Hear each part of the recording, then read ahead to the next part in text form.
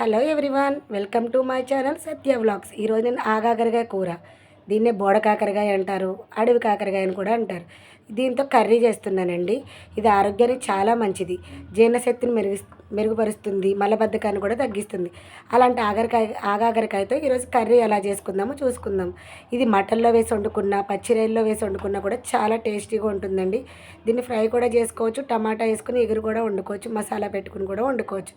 ఈ బోడ కాకరకాయలు నేను అరకిలో తీసుకొని శుభ్రంగా కడుక్కొని ముక్కల్లా కట్ చేసుకొని పక్కకు పెట్టుకోవాలండి. దీనిలో విటమిన్ B1, B2, B3 ఉంటాయి. పొటాషియం, కాల్షియం కూడా ఎముకలు బలపరచడానికి కూడా విటమిన్స్ ఉంటాయండి. ఇలా కట్ చేసుకున్న ఆగాకరకాయల్లోకి ఒక 2 టమాటాలు, 2 పచ్చిమిరపకాయలు, ఒక ఉల్లిపాయ కట్ చేసి పెట్టుకొని స్టవ్ మీద కళాయి పెట్టుకొని కొద్దిగా ఆయిల్ ఎక్కువ వేసుకోవాలి. వేసుకున్న ఆయిల్ కాగిన తర్వాత అందులో మనం ముందుగా కట్ చేసుకున్న ఉల్లిపాయలు, పచ్చిమిరపకాయలు, కరివేపాకు వేసుకొని గోల్డెన్ బ్రౌన్ కలర్ వచ్చే వరకు ఫ్రై చేసుకోవాలి. బోడ కాకరకాయ చాలామంది ఇష్టపడరు, కొంతమంది చాలా ఇష్టంగా తింటారు. ఇలాగా నూనెలో ఉల్లిపాయలు ఫ్రై అయిన తర్వాత బోడ కాకరకాయ ముక్కలు కూడా వేసుకుని ఆయిల్లో కాసేపు పచ్చివాసన పోయే వరకు ఫ్రై చేసుకోవాలండి.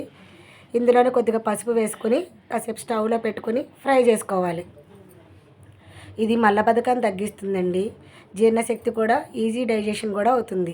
ఇలా ఫ్రై అయిన ముక్కల్లో కొద్దిగా ఉప్పు వేసుకొని బాగా ఆయిల్లో ఫ్రై చేసుకోవాలండి. ఇలాగా అప్పుడు పచ్చివాసన పోతుంది. అప్పుడు ముందుగా కట్ చేసి పెట్టుకున్న టమాటాలు వేసుకొని కాసేపు మగ్గనిచ్చిన తర్వాత కూరకు సరిపడా కారం, ఒక 2 స్పూన్స్ కారం వేసుకొని బాగా కలుపుకోవాలి.